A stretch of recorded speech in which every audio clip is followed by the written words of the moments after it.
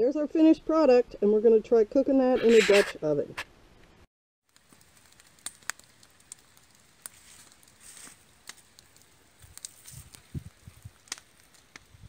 Shalom, good morning YouTubers, good morning believers. I wouldn't say it's a beautiful day out, but it's a day out. And waking up today, I had no pressing tasks that I had to do, and I've really been thinking about making some scones. They're excellent wintertime food to have with like a cup of tea or cup of coffee. And so when Pastor Joe came in and I said, hey, I'm thinking about making them in a Dutch oven, he was like, oh, I'll go make the fire. So that's why we have a crackling fire, because he's an expert fire maker.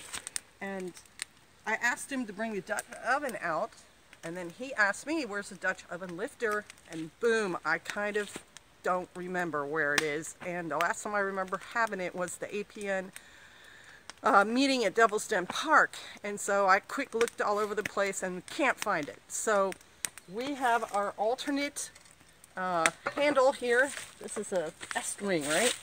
Hammer, and it works to do the thing that our tool did. You can lift the lid with it, and you can, I mean, this has a handle, but if you don't want to pick it up because it's hot, you can still lift the Dutch oven with the hammer. So that's why this hammer is here. And then the Dutch oven has a rimmed lid, so we can put coals on top because we're going to be baking the scones, not frying them. And inside, we're going to put nails in here to keep the scone pan off the bottom of the Dutch oven, like that, as a spacer. And we lay them in a circle with the bigger end out and the pointy ends in. I've also used silverware for this sort of spacing, and I've used little rocks, and I've used washers. Anything to get the bottom of the scone pan up off the Dutch oven. And then we're going to bake them about 15 minutes and hopefully have a delicious breakfast outdoors. And yeah, let me show you the scones. These, I used the King Arthur flour. Not that it matters, honestly. It just happens to be a flour that does a decent job. And they have a decent recipe for scones. The first scones I made, I used their recipe. And it turned out really well. So these are orange and cranberry. And I actually ran out of some dried cranberries, only had about half, so I'm using dried blackberries that I made this summer in here too. And a little turbinado sugar on top, a la James Townsend and Son.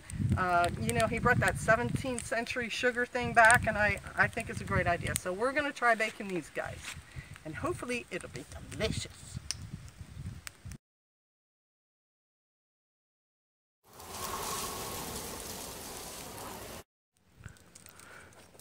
So the timer went off, and we are going to see how these scones turned out.